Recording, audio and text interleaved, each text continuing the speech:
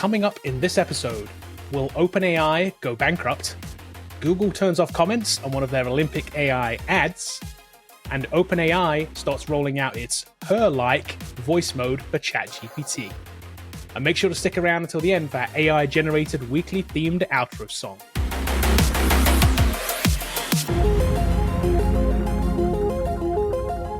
Welcome to the Not Null Podcast. I'm just an AI voice, but here are your real hosts, Kevin Doyle, Sarah Kimmel, and Bobby Davis. So it has been widely reported this week by a number of outlets that there is a kind of a speculation that OpenAI could have projected losses of $5 billion in 2024 and ultimately go bankrupt. So they could run out of cash, reportedly, within the next 12 months, unless they can secure another round of funding to avoid that bankruptcy, which probably would happen, right? The caveat here, let me talk about this kind of like this thing around this. So this is pure speculation. This is just based on numbers, projection based on numbers garnered from unreleased internal financial statements and various industry figures. So this is just like educated guess numbers, really. So here's some of those numbers. Spending-wise, OpenAI are reportedly spending $700,000 daily running ChatGPT. That's what it costs. When we send in all those requests to ChatGPT, $700,000 on average, reportedly, for running ChatGPT. That's small potatoes compared to the $7 billion they reportedly spent training the models. That's where the chunk of this money went, is training models. And then $1.5 billion on staffing. That's a lot of money. That's a lot of money to be spending for any company. That's the most amount of spend for any company on the history of the planet in a year. That's a lot of money. On the other side of that, revenue. So they reportedly make between $3.5 billion and $4.5 billion annually. And they've raised over $11 billion to date based on 7 rounds of funding.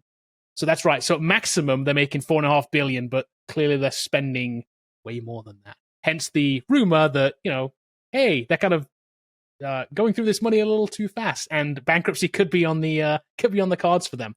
The company, though, is valued at around $80 billion, though, at last reported. That's nuts. That's nuts for a company. So, Sarah, what do you think? Why do you think Microsoft is throwing so much money at this? What's their? Do they have an out with this? Do they have an end game with this? Well, I think we've been talking about it for several weeks now about like just how much money it costs to run all of these things. And as Bobby has pointed out in the past, like consumers are not going to be paying enough to use the service to make up the difference of how much they have to spend in order to keep it going. And so where does the bottom, drop out here? I do think Microsoft is, there's the sunk cost fallacy, maybe, where they're like, just, okay, if we put more money into it, it's going to keep getting better and then it'll start making money. But like, I just don't see a path forward where it's making enough to cover the costs. Here's the problem. If your widget costs more to sell than it does to make, you're in problem. You have a problem. Yes, that is not a profitable business, is it? Every customer they add costs more than what they're selling it for. And so a lot of times in SaaS, when you have software as a service, you get economies of scale. You're like, okay, if we get to 10 million users, that 10th million user is really, really profitable. In this case, that's not the case. This is still being sold at a loss. Right. More customers means more cost, right? Some other reports numbers I read into is like when they got their $10 billion investment from Microsoft, Microsoft ended up with 49% of the company. They also got 75% of profit out of the company for that 10 billion. So like if you go back to the market and you're going to some big VC firm and they're like, what do they have left to sell at this point? So they could sell the other 49% to someone else. And then the company has 0 stock in the company. And that's always bad for a startup. They don't have any revenue stream. Even if the person bought the 49%, they're like, oh, you've already promised 75% of the profits to Microsoft. So what are we buying here? How much? But also, it's 75% of nothing, though, right? Yeah. There are no money, profits. but assume you do. We're still like, this is backwards. So I don't know where they go. The only person I see putting money into this over the next 12 months is Microsoft itself. I don't think you're going to see Apple come into business with Microsoft in this company, or Google. I think clearly they've opted out of that, haven't they? Because they would have done that with the announcement of Apple Intelligence and that whole deal they made there with that. You would have thought that was the time, if they were going to invest in it, that they would have done right then. And my guess is OpenAI probably asked them to. And so as we're recording this, Microsoft's going to report today, and as we're recording this, and just not to give you panic, Kevin, but NVIDIA's at 103 this morning. Wow. So they dropped $13 today. And so like this, we maybe see the beginnings of an AI bubble. I'm not saying that the world's going to end and like AI won't exist, but some of these companies are going to fail at this. Yeah.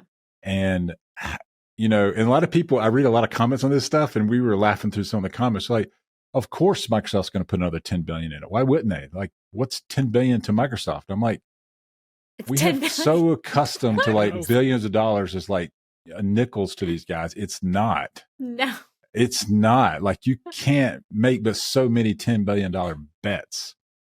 And then today, me and Kevin signed up for Office 365 Copilot. We were looking at it right before this show and going through all the apps and how it works, and all I can say from it is meh. It's like, it has that feeling. It's kind of meh. And so now I've subscribed to Copilot for coding, GitHub Copilot. I've got ChatGPT Plus, and now I have Office 365 Copilot. So I'm looking at this from I'm using this stuff, and I'm like, would I renew this next year? No.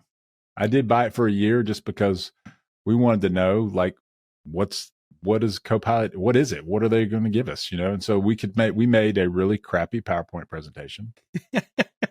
Made a terrible website with Power Pages. My Feeding Turtles PowerPoint presentation was amazing. I asked Copilot to make a PowerPoint presentation about feeding turtles, and it did, until I asked it to add another slide.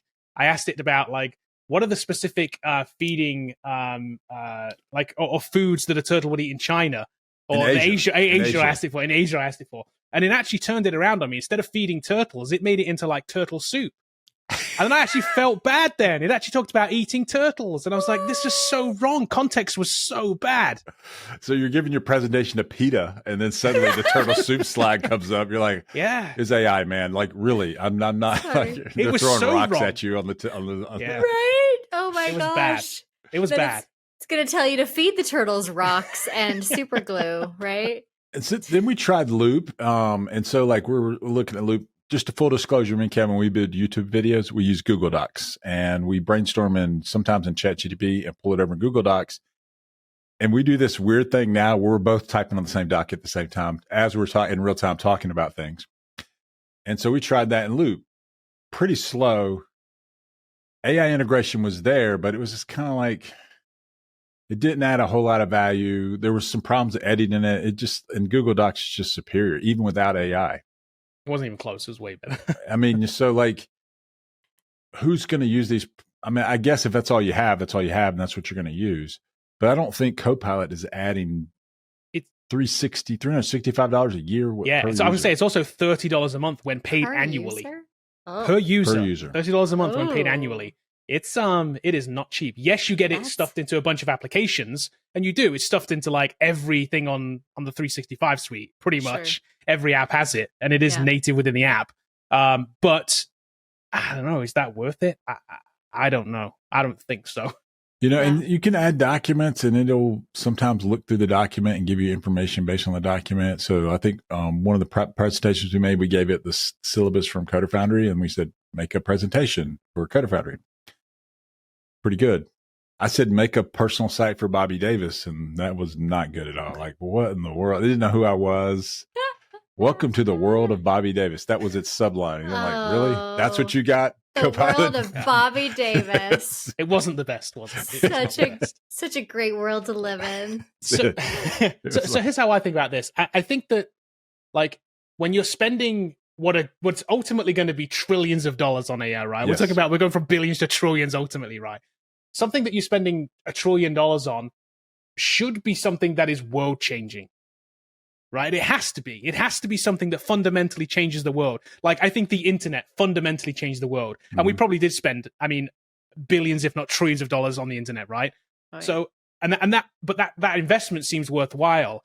I just don't see, at least I'm going to say current generative AI and the path that it goes, that never goes to AGI, in my opinion, is not worth trillions of dollars. It's just not worth that spend. Is it worth millions, maybe billions? Maybe, but it's not worth the amount that they're spending on it right now.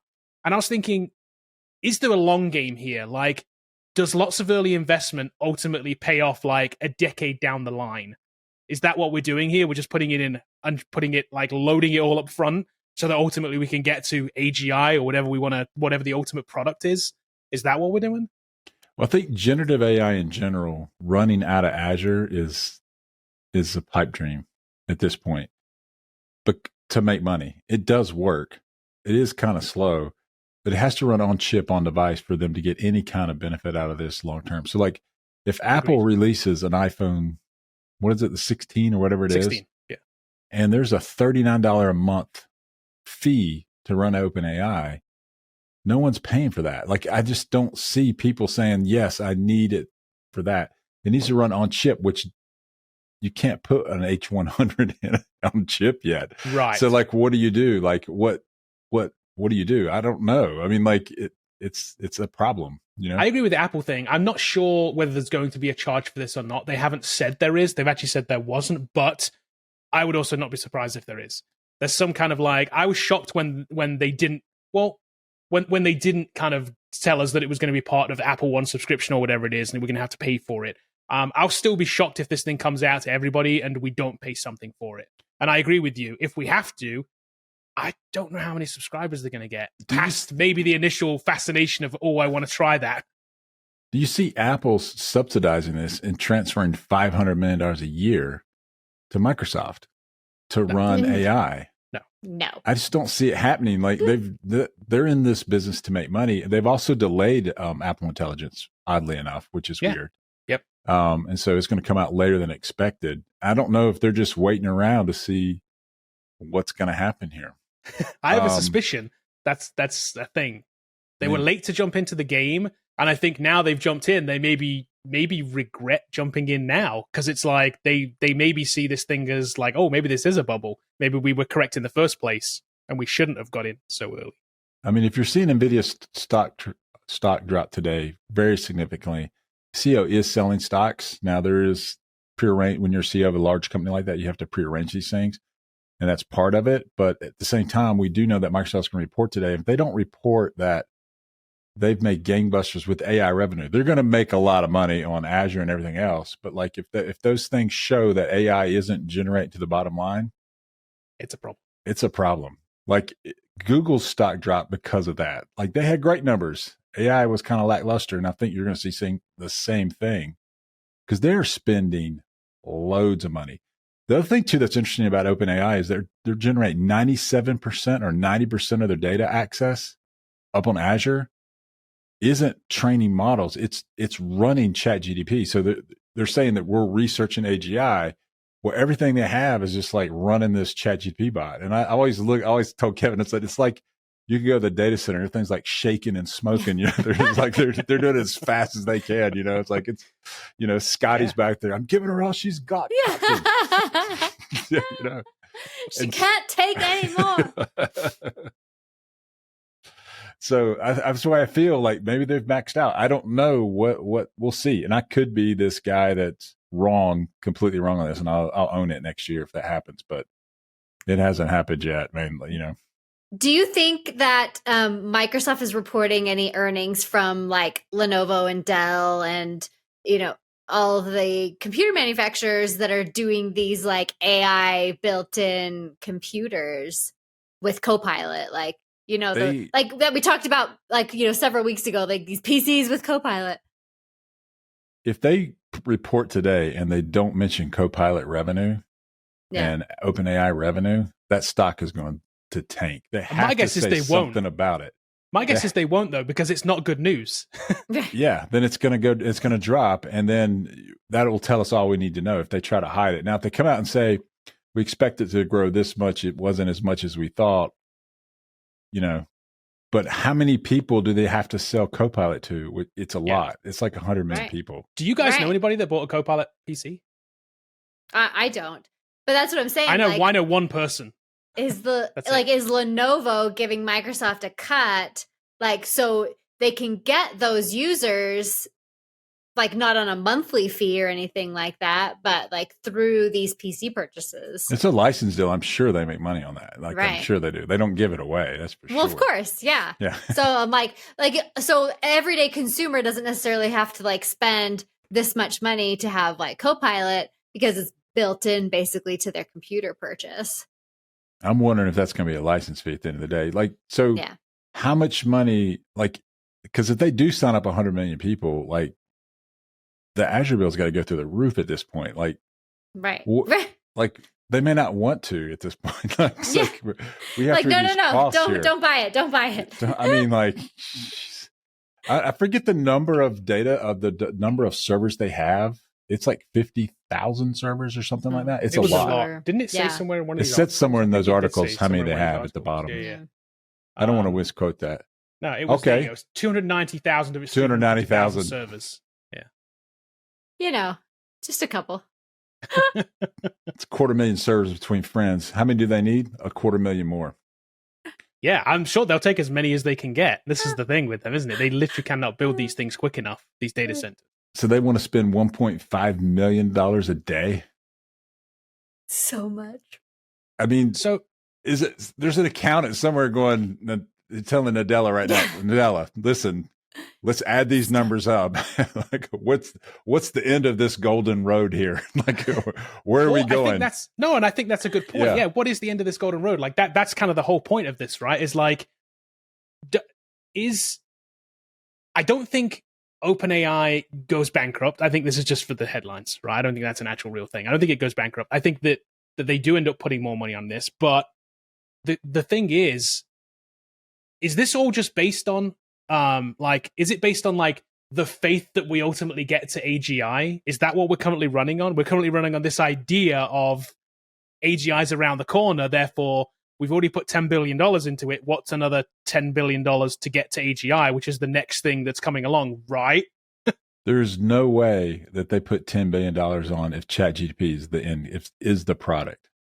No. They got to have something else. And so and we can talk about those in the next segment, what that we think they might be.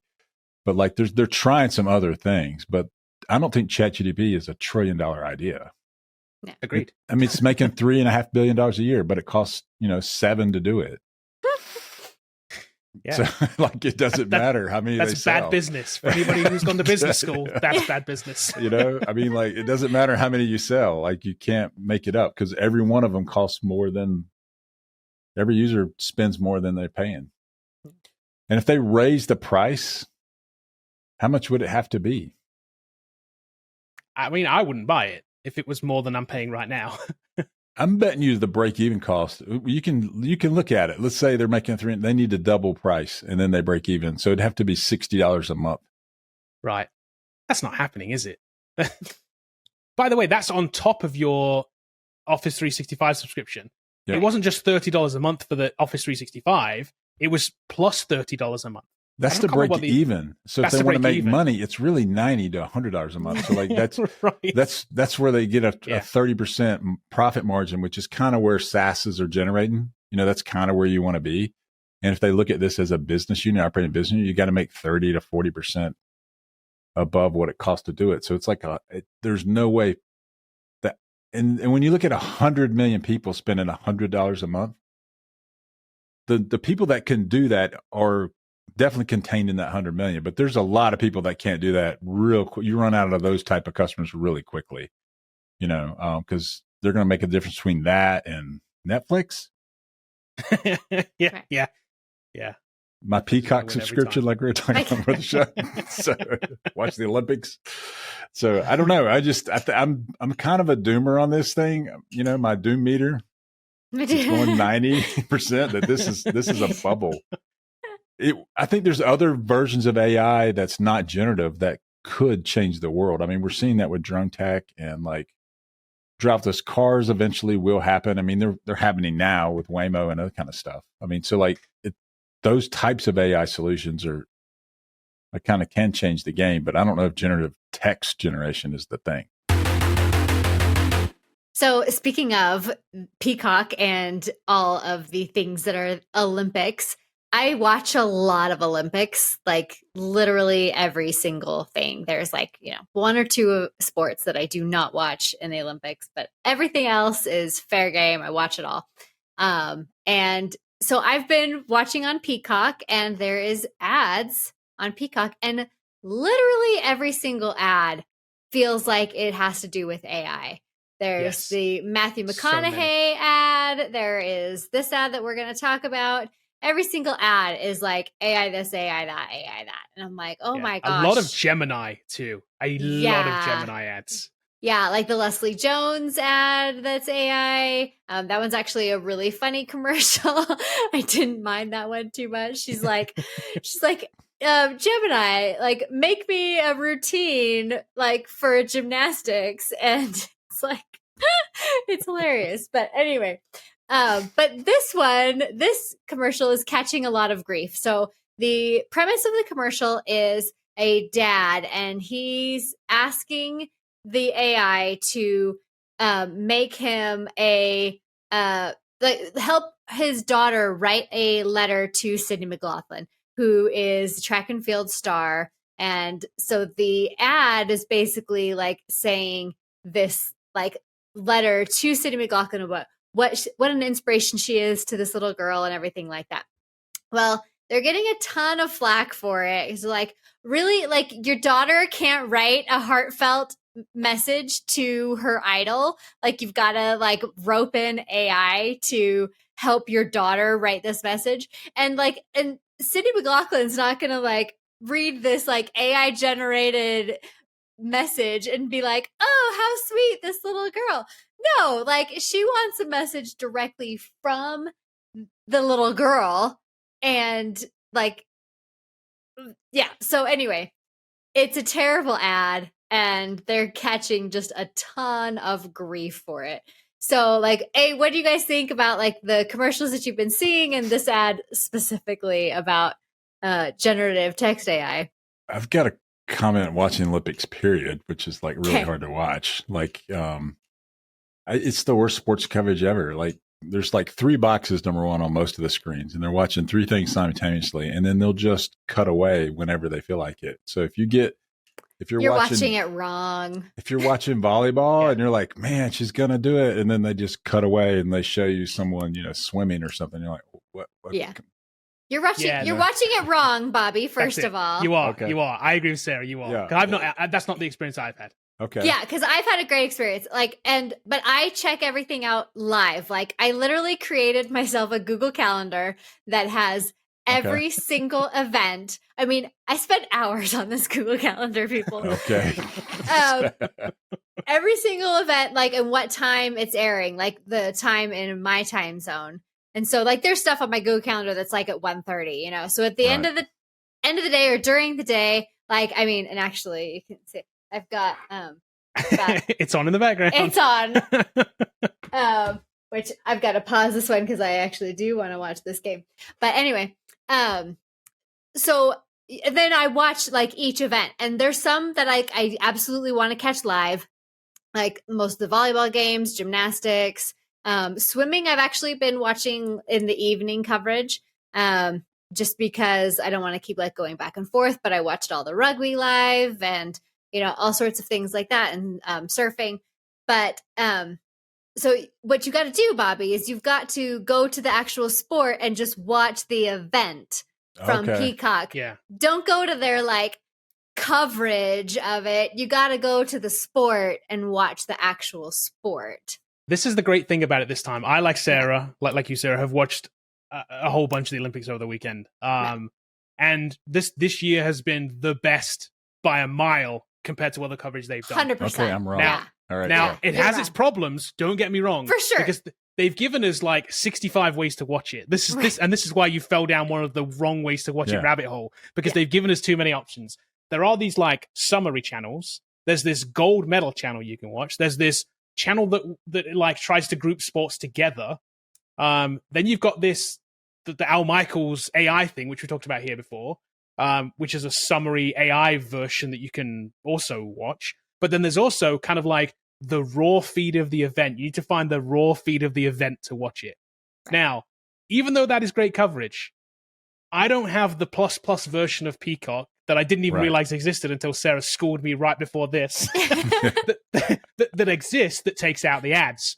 The ad placement in this, not only has there been a bunch of Gemini ads, there's just a bunch of ads, period. Yeah. And they are so badly placed.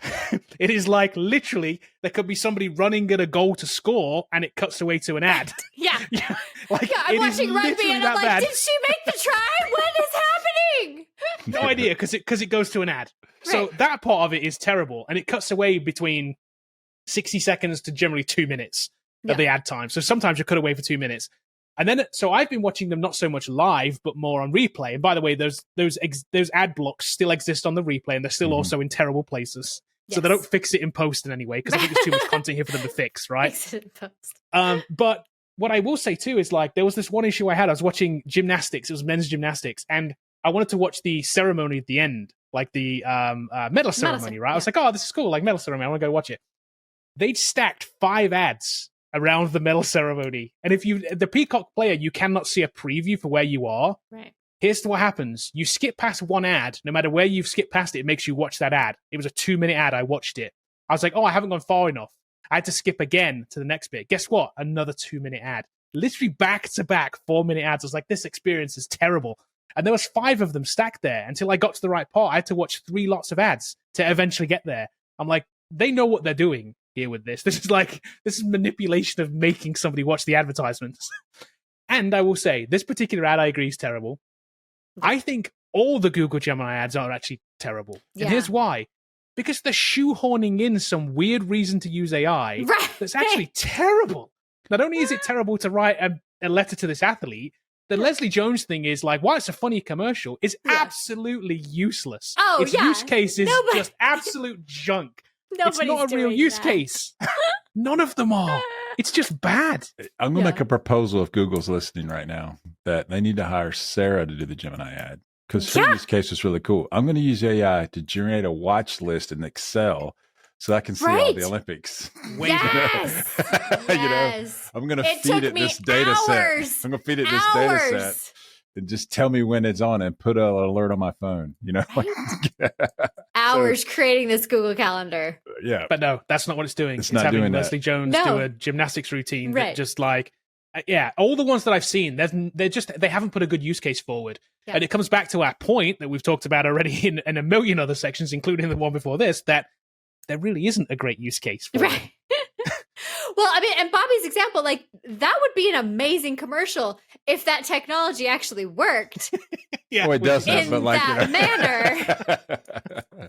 You don't have the data to feed it. Because 100%. No, the data exists. Like, the data's in a table.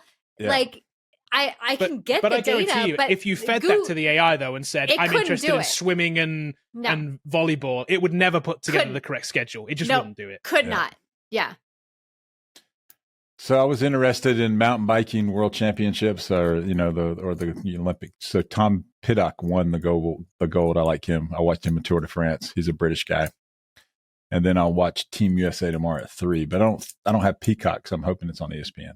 I'm not sure if it is. Yeah, it might be. It might be. ESPN, no, but maybe CNBC, USA. Something like that. But ESPN is a Disney property. Well, Disney's owned by Hulu. I don't think any's been on ESPN though. Nothing's They've all been on ESPN. All those other channels, NBC, whatever they are, USA or whatever it is, or whatever. USA, CNBC. Actually, has been showing stuff. Yep. All right. And then NBC. I will also say, here's another tip, Bobby.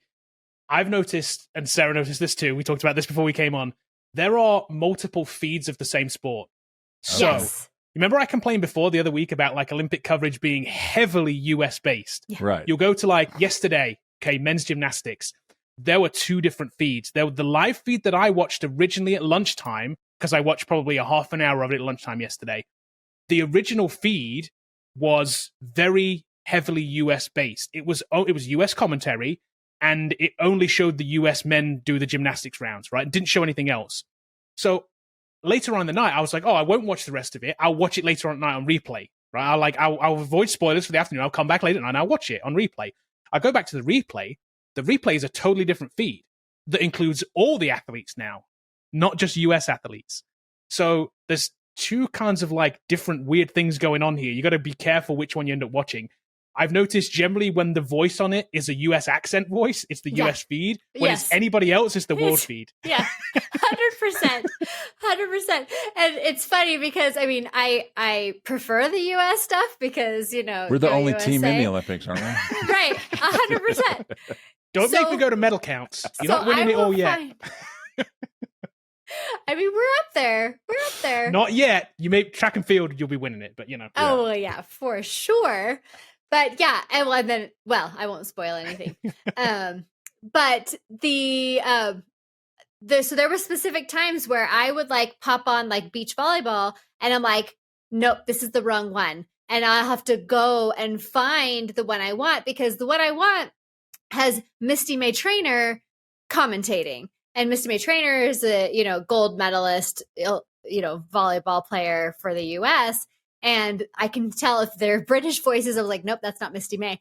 So I gotta go find the one that's Misty May. And then the same with the men's gymnastics. So we were talking about it. When I watched it live, and this was really interesting because it was different US commentators live. And then in the evening, they had Tim Daggett, who I prefer as a commentator. And so I watched it all again with the Tim Daggett commentary. So exactly, like you got to find the feed with the commentary that you prefer. Yeah. Because if you start looking through Peacock, there are hundreds of them. Yeah, you got. Even if you go by sport, right? You can pick down to sport, and then you can when you look in the sports, the replays. There's like literal lines and lines and lines and lines of them. Trying to find what you do want to find. It's kind of like. But it's I'm the search isn't great. I'm the classic USA fan. Like I will watch Olympic basketball only if Team USA is playing. I don't care about the other teams whatsoever. I just know we're going to win the tournament, or we should. Now cycling's different. I do watch a lot of cycling, and anyone good is from Europe. So like if you don't watch cycling, it's just the way it is.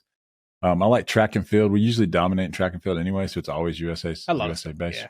I want to see whoever wins. Like I watched skateboarding yesterday. Japanese guy won. I watched the men's gymnastics. Oh, but like Japanese the US guys were so close. Like they it were. was up until the very end. They were. And then the Japanese guy. It was literally the last trick on the thing. Yeah, literally. It was that good. Literally the last trick, the guy won it. It was like, wow, that's epic. That's amazing. Yeah. I want to see that. That's great. Yeah. That's good to watch. I love those stories. Yeah. And so for rugby too, like I watched all of the semifinals and stuff, even though the US wasn't in it anymore. I mean, this was the men's side because the women's side was today and it was great. But anyway. Hey, speaking of ChatGPT and OpenAI, they've got a couple announcements that aren't available yet, like a lot of different things that I've kept questioning. And so they've got this voice mode, and we know that they launched it with Scarlett Johansson's voice, even though Scarlett Johansson allegedly. Yes. Definitely wasn't her. It definitely wasn't her, but they've taken her out of the voices, by the way. So they're going to launch this and it's late. And so a couple of comments here. This article we read says they start rolling out her voice mode for ChatGPT, which they're not. It's been delayed for a while, and then they're rolling out to special users, a very small user base.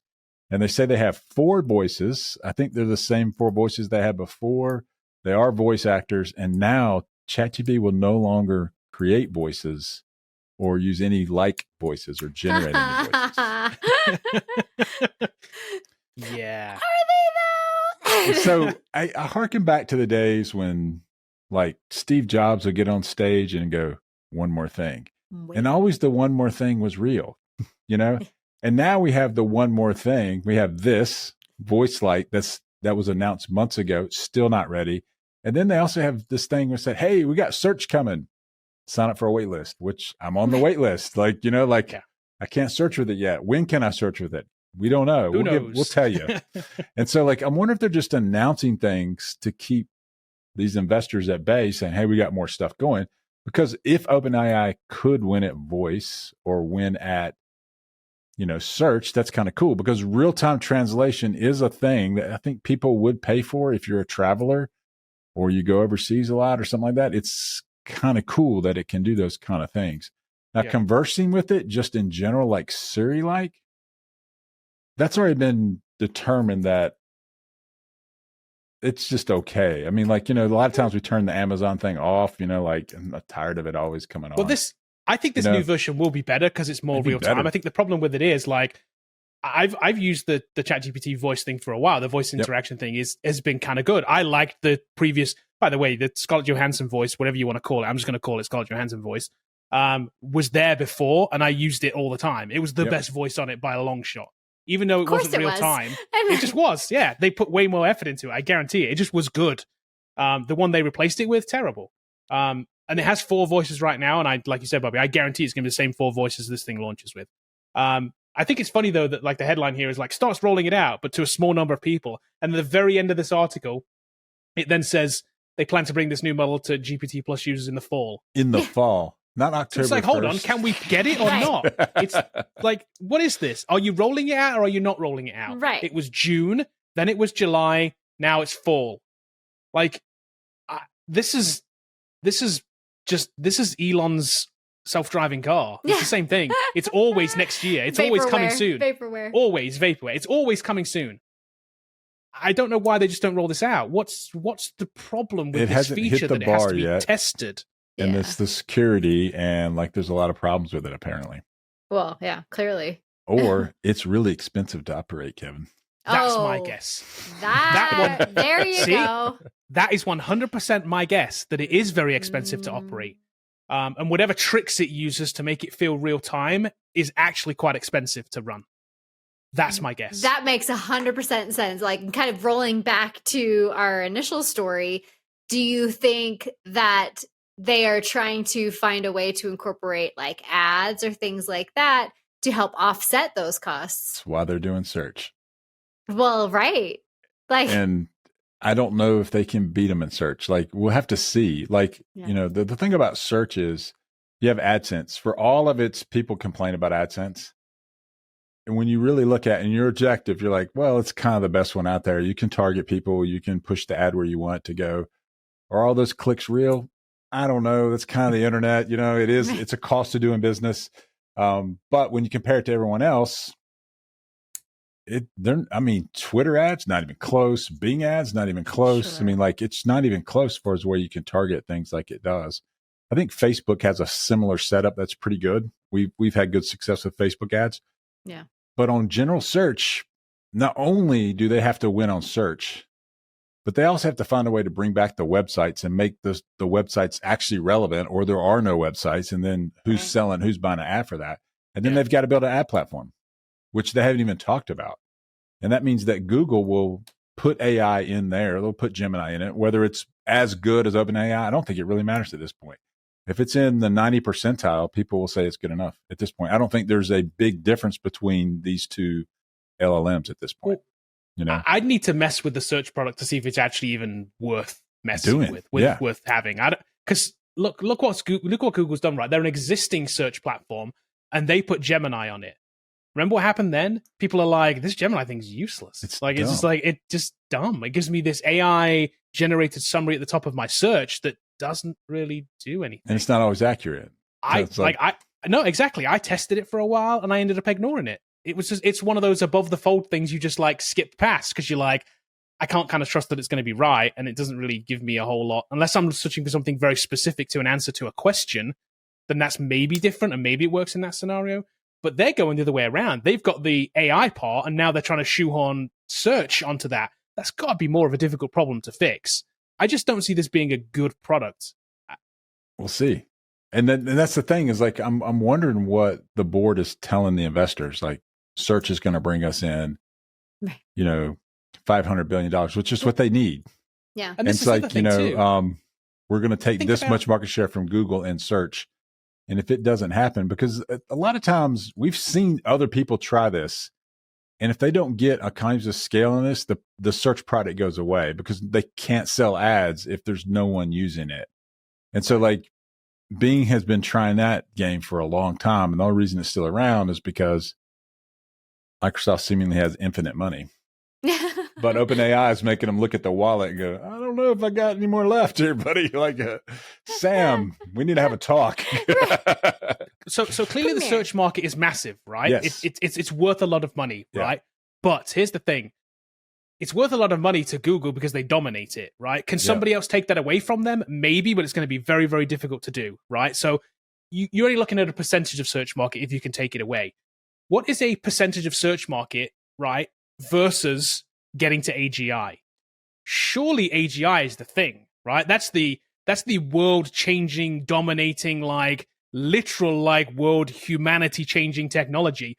But we're gonna do search in the meantime. It feels like such a like.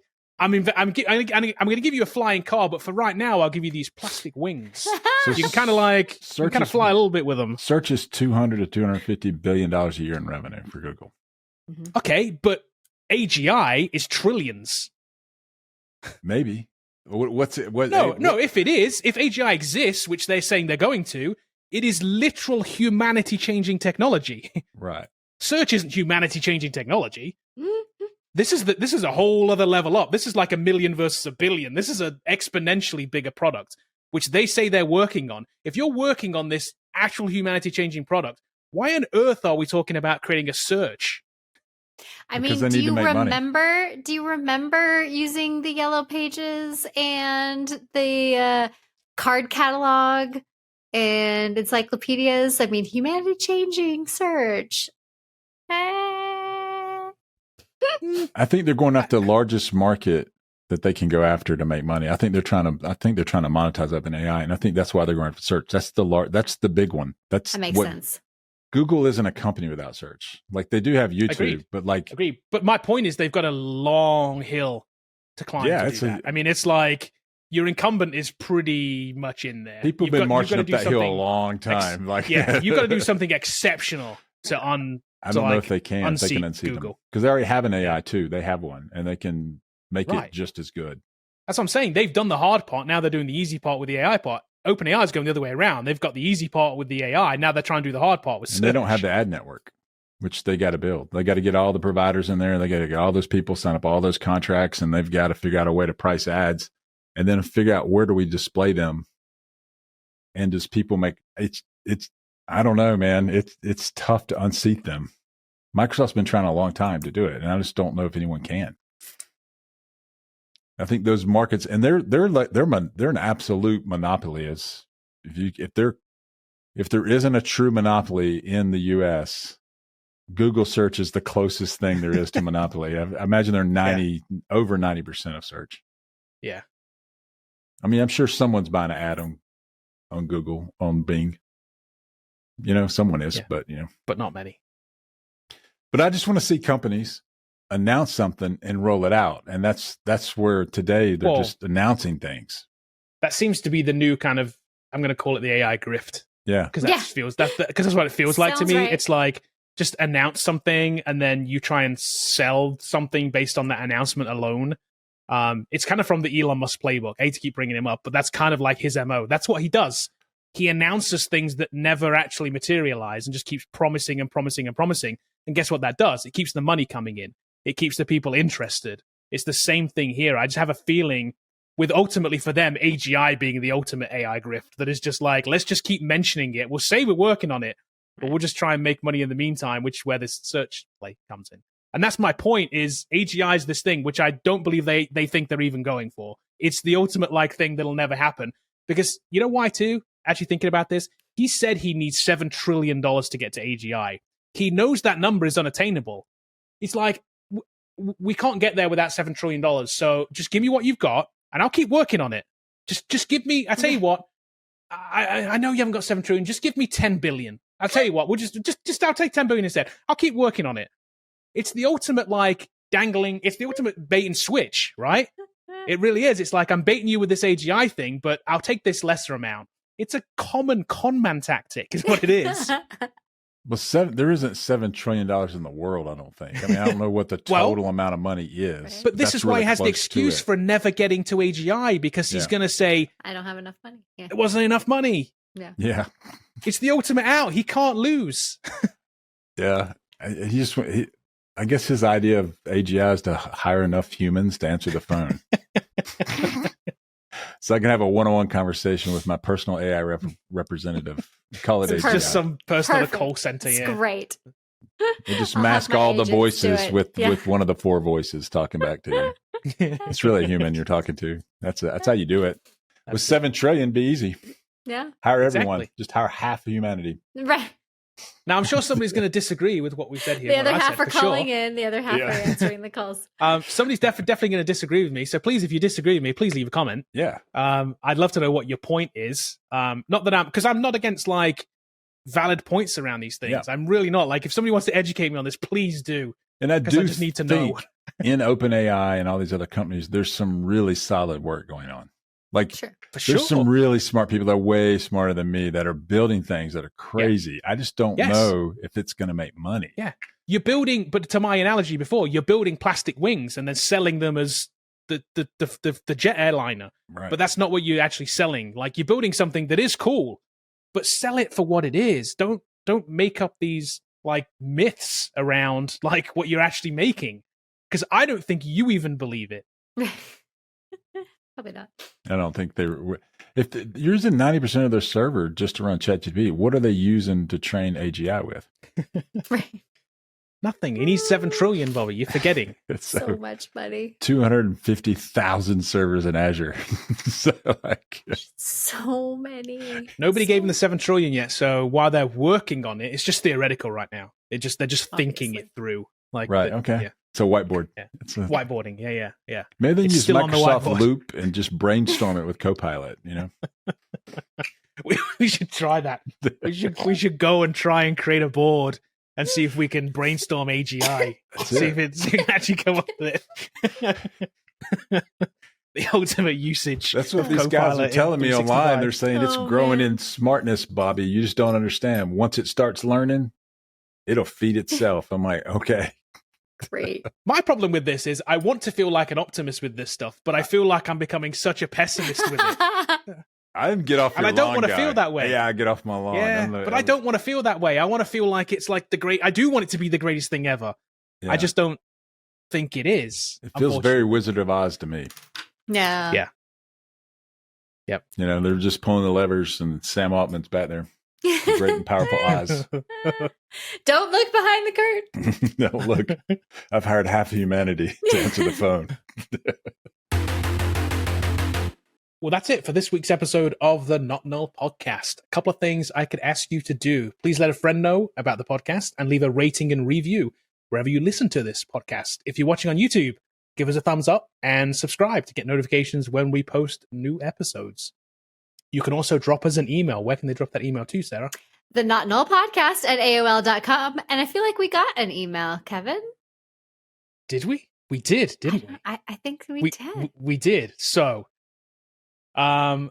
just a couple of days ago, we got an email from a very important person. Remember we talked about Temu?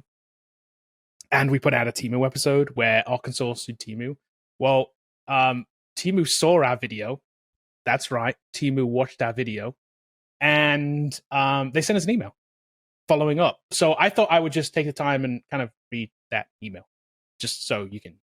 And I got to say, I wonder how many of these emails she's sent in the last few weeks. Based on the amount of content on YouTube, probably a whole bunch. I'm going to stay quiet so we don't get another email. Yes.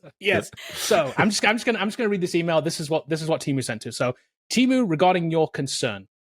So it says, "Hi there. I hope this message finds you well. I'm Linda from Temu, and I'm reaching out to you after coming across your podcast mentioning Temu. In it, you raised some concerns. These topics are important to us, and your attention means a lot to us. So I'm reaching out to make some clarifications to alleviate your concerns. At Temu, safeguarding privacy and maintaining transparency in our data practices are core values. With our strict privacy policy and proprietary data protection system, you can trust Temu to safeguard your information. Additionally, we have comprehensive policies in place to safeguard consumer data information. Temu gathers personal information only to facilitate service delivery and enhance user experience. Temu is a trusted site, certified secure site, and adheres to the payment card industry data security standard for handling card data. We've also gained MASA certification, which can be a proof that Temu not only ensures data privacy and security within the app, but also only asks for minimal and necessary permissions requests from devices. Regarding the Arkansas lawsuit, we are surprised and disappointed by the Arkansas Attorney General's office for filing the lawsuit without any independent fact-finding. The allegations in the lawsuit are based on misinformation circulated online, primarily from a short seller, and are totally unfounded. We categorically deny the allegations and will vigorously defend ourselves. Our competitive pricing is from our efficient business model and supply chain. Our business model connects consumers directly with manufacturers, eliminating middlemen costs and unnecessary markups, and passing the savings on to consumers. As such, the idea that Temu sells at a loss to gain market share is simply not true. These topics are very important to us, and we would appreciate clarification.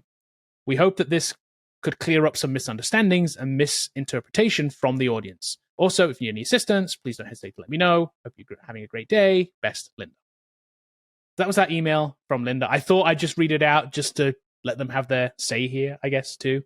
Yeah. So there we go. So yes, we did get an email from Temu. And Temu, thanks for watching. Thanks, Linda. Thanks, Linda. You can also not only just send us an email like Linda from Temu did, you can drop us a text message as well. There's a link down in the description, so you can do that as well. Drop us a text. So Linda, if you're watching, drop us a text too. That's cool. Say hey. Defend yourselves on multiple platforms. Exactly. Go everywhere. And we'll see everybody next week. OpenAI's on the brink, the future looking grim. Projected losses climbing high, 5 billion in. Spent billions on training models run all day, but revenue can't keep up, bills they have to pay. Running out of time, funds running dry, AI dreams in jeopardy, will they survive? Bankruptcy looming near, investors' hopes are high. Can they find a way, or are they running out of time? Running out of time.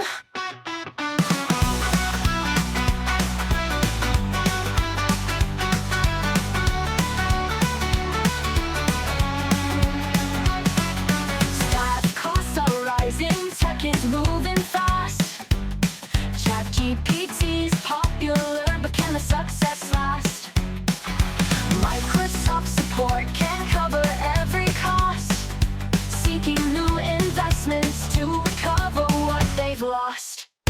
Running out of time, funds running dry, AI dreams in jeopardy, will they survive? Bankruptcy looming near,